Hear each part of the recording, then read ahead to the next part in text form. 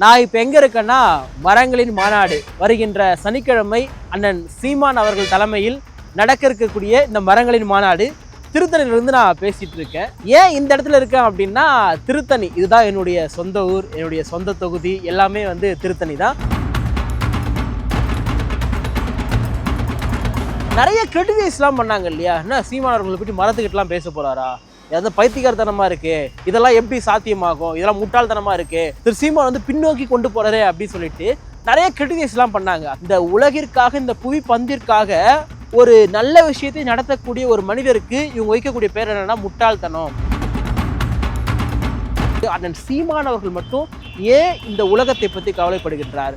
இந்த எல்லா உயிரினங்களுக்கும் மிக முக்கியமான காரணமாக இருக்கக்கூடிய இந்த மரங்களையும் இயற்கையை பற்றி ஏன் கவலைப்படுறாருன்னா, அவர் வெறுமனையாக ஒரு அரசியல் மாற்றத்தை மட்டுமே நிகழ்த்துவதற்கு வரவில்லை. குறிப்பாக இந்த திருத்தணியில் அண்ணன் பண்றாரு இல்லையா, அது எனக்கு ரொம்ப சந்தோஷம். எப்படி திருத்தணியில் வந்து அண்ணன் மரங்களின் மாநாட்டு நடத்துறதுக்கு இந்த இடத்த வந்து தேர்ந்தெடுத்திருக்காரோ, அதே போல அரசியல் ரீதியாகவும் திருத்தணியில் நிறைய மாற்றங்கள் செய்ய வேண்டிய தேவை இருக்கின்றது. அந்த திருத்தணி தொகுதியுடைய மண்ணின் மைந்தனாக இதை நான் பேசுறேன். ஏன்னா நான் இங்க பார்க்கும் பொழுது பார்த்தீங்கன்னா, திருத்தணிய தொகுதியுடைய நோக்கமே என்னன்னா, எந்த சாதி வந்து இங்க அதிகமா இருக்காங்க, அதாவது எனக்கு தெரிஞ்சு இங்க வந்து பட்டியல் சமூகம் அதிகம், வண்டியர் சமூகம் அதிகம், அதே போல வந்து முதலியார் சமூகம் அதிகம். ஆனா இங்க யாருக்கு தேர்தலை போட்டியிடுறதுக்கான வாய்ப்பை காலகாலமா திமுக அதிமுக கொடுக்குன்னா, திமுக அதிமுக கண்டி வேட்பாளர் நிறுத்துதுன்னா அவர் வன்னியர் சமூகத்தை சார்ந்தவர் மட்டுமே தான் இருப்பார், வேற சமூகம் நிறுத்த மாட்டாங்க.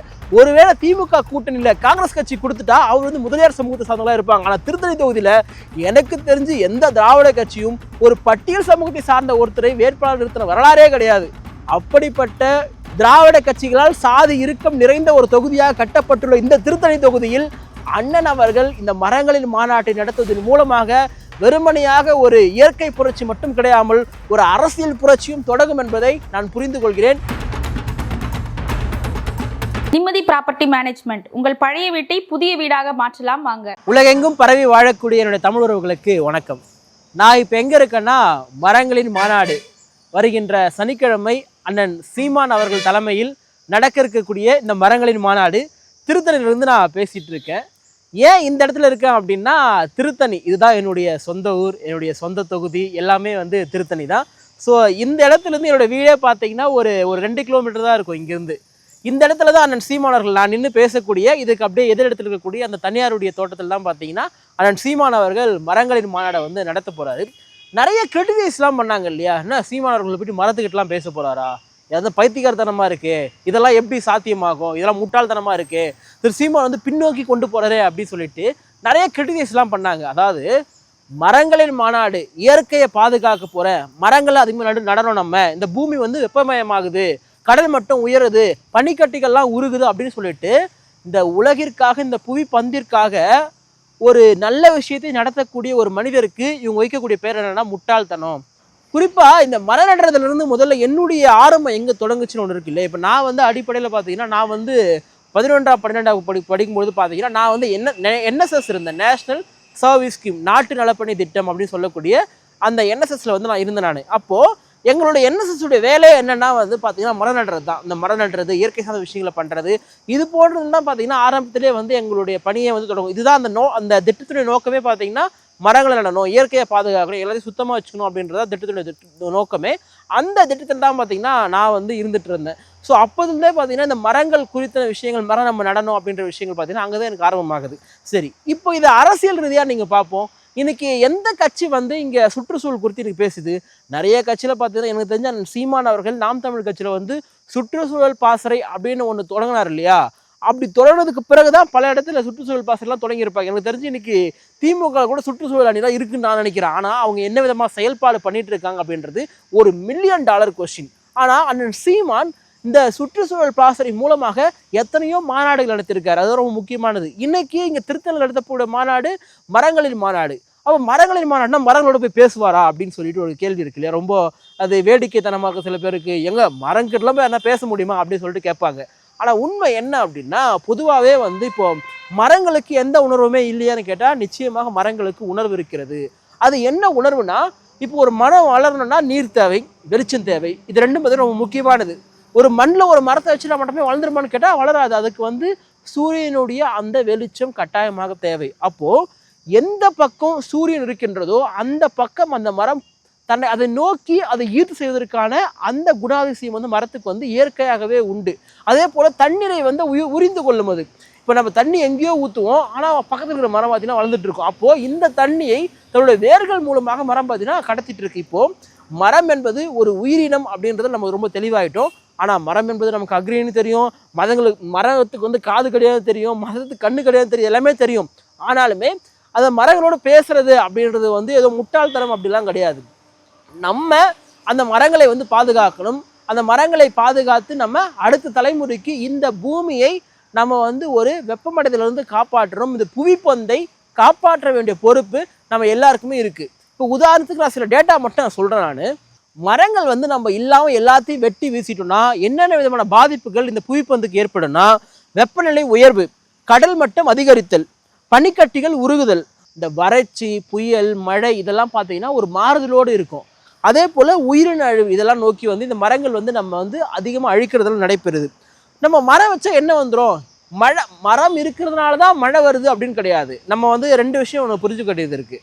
ஏன்னா உலகம் வந்து 3 பங்கு நீராலையும் 1 பங்கு நிலத்தாலும் சூழப்பட்ட ஒரு பகுதி. அப்படி இருக்கும் பொழுது எப்படிங்க உலகம் ஃபுல்லாக மழை பெய்யுது, மரங்கள் தான் காரணமெல்லாம் கேட்கலாம். ஆனால் மரங்கள் மிக முக்கியமான ஒரு காரணமாக மழைப்பொழிவிற்கு காரணமாக அமைகின்றது. அப்போது மரமே இல்லை, நம்ம ஃபுல்லாக எல்லாத்தையுமே வெட்டி வீசிச்சிட்டோம் அப்படின்னா எப்படி வந்து நமக்கு வந்து மழை வரும்? அப்போ உலகம் வந்து வெப்பமயமாகிட்டு தான் போகும். ஏன்னா குறிப்பாகவே நம்ம வாழ்ந்துட்டு இருக்கக்கூடிய இந்த ஒரு காலகட்டம் என்பது அதிகமான வந்து நம்ம என்ன பண்ணிட்டு இருக்கோம், நிறைய வாகனங்கள் பயன்படுத்துகிறோம், தொழிற்சாலைகள் அதிகமாக பயன்படுத்துகிறோம். இந்த உலகமே பார்த்தீங்கன்னா முழுக்க முழுக்க வந்து ஒரு தொழிற்சாலை மயமாக்கிட்டு நகரமயமாக்கிட்டு இப்படி வந்து போயிட்டு இருக்கிற சூழலில் மனிதர்கள் அதிகமான வாகனங்கள் பயன்படுத்த ஆரம்பிக்கிறாங்க. அப்போ வாகனங்கள் பயன்படுத்தும் பொழுது அதனுடைய புகை பார்த்தீங்கன்னா ஒரு கெடுதலான ஒரு புகையாக வருது. தொழிற்சாலையிலிருந்து வரக்கூடிய புகை பார்த்தீங்கன்னா ஒரு கெடுதலான ஒரு புகையாக வருது. ஆனால் அப்படி மரங்களை ரொம்ப அதிகமாக இருக்கும்பொழுது பார்த்தீங்கன்னா அந்த புகையிலெல்லாம் மாற்றி அவை நல்ல ஒரு காற்றாக மாற்றி கொடுக்கின்றது. உதாரணத்துக்கு ஒரு முழுமையாக வளர்ந்த ஒரு மரம் பார்த்தீங்கன்னா 10 மனிதர்களுக்கு தேவையான ஆக்சிஜனை அளிக்கிறது. அப்போ ஒரு முழுமையான மரத்தை நம்ம வளர்க்குறோன்னா 10 பேருக்கான சுவாச காற்றை நம்ம கொடுக்குறோம், ஆக்சிஜன் நம்ம கொடுக்குறோம். அப்போ இந்த அளவுக்கு முக்கியத்துவம் வாய்ந்ததாக மரம் இருக்கின்றது. அப்போ இன்றைக்கு எல்லா அரசியல் கட்சிகளும் தேர்தல், எதிர்க்கட்சி விமர்சனம் பண்ணுறது, வாக்குக்கு ஓட்டுக்கு வந்து நம்ம பணம் கொடுக்கறது, இதை நோக்கி போய் கொண்டிருக்கின்ற பொழுது அண்ணன் சீமான் அவர்கள் மட்டும் ஏன் இந்த உலகத்தை பற்றி கவலைப்படுகின்றார்? ஏன் இந்த எல்லா உயிரினங்களுக்கும் மிக முக்கியமான காரணமாக இருக்கக்கூடிய இந்த மரங்களையும் இயற்கையை பற்றி ஏன் கவலைப்படுறாருன்னா, அவர் வெறுமனையாக ஒரு அரசியல் மாற்றத்தை மட்டுமே நிகழ்த்துவதற்கு வரவில்லை. மாறாக இத்தனை ஆண்டு காலமாக நம்முடைய தமிழ்நாட்டில் குறிப்பாக நம்ம இயற்கைக்கு எதிராக எத்தனை விஷயங்களை பண்ணிட்டு இருக்கோம். அப்போ அதையெல்லாமே சரி செய்ய வேண்டிய ஒரு பொறுப்பு இங்கே இருக்கக்கூடிய அரசியல் கட்சிக்கு இருக்கின்றது. அதனால தான் பார்த்தீங்கன்னா அண்ணன் சீமான் அவர்கள் தன்னுடைய கட்சியில் எப்படி அரசியல் பணி முக்கியமோ அதே அளவுக்கு பண்பாட்டு மீட்பையும் பார்த்தீங்கன்னா அண்ணன் அவர்கள் பண்பாட்டு மீட்சியவே பண்ணிட்டு இருக்காரு. அதே மாதிரி தான் சுற்றுச்சூழலை பாதுகாக்க வேண்டியது மிக முக்கியமான ஒன்று. நம்ம சொல்கிறோம், நம்ம எவ்வளோதான் வந்து நீங்கள் ஒரு விதையை நோண்டி நீங்கள் உடனே செடி போட்டால் கூட அந்த செடி வருமா வளராதா அப்படின்னு ஒரு பெரிய ஒரு கேள்விக்குறி. ஆனால் ஒரு மரத்தினுடைய ஒரு பழத்தை தின்று அதை செரிமானமாக்கி அந்த பறவையிலிருந்து விழக்கூடிய அந்த விதையின் மூலமாக முளைக்கக்கூடிய மரங்கள் தான் ஏராளம். அதுதான் இயற்கை. அப்போது மனிதனுடைய இந்த சங்கிலி இருக்கு இல்லையா, தொடர் சுழற்சி சங்கிலி இருக்கு இல்லையா, இந்த உணவு சங்கிலி ஒழுங்காக இயங்குவதற்கும் இந்த உலகமானது சரியான முறையில் இயங்குவதற்கும் எல்லாமே இங்கே தேவையானது. மரங்கள் இங்கே தேவையானது, விலங்குகள் இங்கே தேவையானது. இவகையெல்லாம் சரியான முறையில் இருந்தால்தான் உலகம் என்பதே இயங்கும். நீங்கள் மரத்தெல்லாம் அழிச்சிட்டீங்க, காட்டில் இருக்கிற விலங்குலாம் எங்கே வரும்? நாட்டுக்கு தான் வரும். அப்போது இங்கே இருக்கக்கூடிய காட்டு விலங்குகள் இருப்பதற்கு இங்கே வந்து காடு போன்ற அமைப்பும் அதிகமான மலைகள் சூழப்பட்ட அமைப்பும் மரங்கள் அமைப்பும் தேவைப்படுகின்றது. அப்போ இதையுமே அண்ணன் அவர்கள் சொல்கிறாரு, நீங்கள் எல்லா மலையுமே நீ வந்து வெட்டி எல்லா மலையுமே நீ வந்து எம்சாண்ட் ஆக்கிட்டு நான் வீடு கட்ட போகிறேன்னு சொன்னால் நாளைக்கு இந்த உலகத்தினுடைய அது சூழலே வேற ஒன்றா மாறிடுமே. இந்த இன்னைக்கு இந்தியாவில் உலகம் முழுக்க நீங்கள் பாருங்கள், சரியான இடத்துல மழை போயிடுறது கிடையாது. திடீர்னு பார்த்தா வந்து காட்டாற்று வெள்ளம் வந்து சூழ்ந்து கொள்ளுது. இப்போ கூட பாருங்கள், வட மாநிலங்கள் என்னாச்சு, மிகப்பெரிய ஒரு அந்த மேக வெடிப்பு ஏற்பட்டு மிகப்பெரிய ஒரு வெள்ளம். அப்போ இதுக்கெல்லாம் அடிப்படை காரணம் என்ன? இங்கே நம்ம இயற்கையை சரியாக பாதுகாக்கவில்லை, அந்த இயற்கையை நாம் அழித்து கொண்டிருக்கின்றோம். அப்படி இந்த இயற்கைக்காக அனைத்து உயிர்களுக்குமான அரசியலை இன்றைக்கு அண்ணன் சீமான் அவர்கள் கையில் எடுத்திருக்கார் என்று சொன்னால் நிச்சயமாக அவரை நாம் பாராட்டியே தீர வேண்டும். குறிப்பாக இந்த திருத்தணி அண்ணன் பண்ணுறாரு இல்லையா, அது எனக்கு ரொம்ப சந்தோஷம். ஏன்னா நான் திருத்தணியினுடைய மண்ணின் மைந்தன், இந்த திருத்தணி தொகுதியினுடைய உறுப்பினர் நான். அதனால் வந்து எனக்கு பார்த்தீங்கன்னா உள்ளபடியே அண்ணன் அவர்கள் திருத்தணியில் இதை பண்ணுறதுல எனக்கு ரொம்ப சந்தோஷமானது. எப்படி திருத்தணில் வந்து அண்ணன் மரங்களின் மாநாட்டு நடத்துறதுக்கு இந்த இடத்த வந்து தேர்ந்தெடுத்திருக்காரோ அதே போல அரசியல் ரீதியாகவும் திருத்தணியில் நிறைய மாற்றங்கள் செய்ய வேண்டிய தேவை இருக்கின்றது.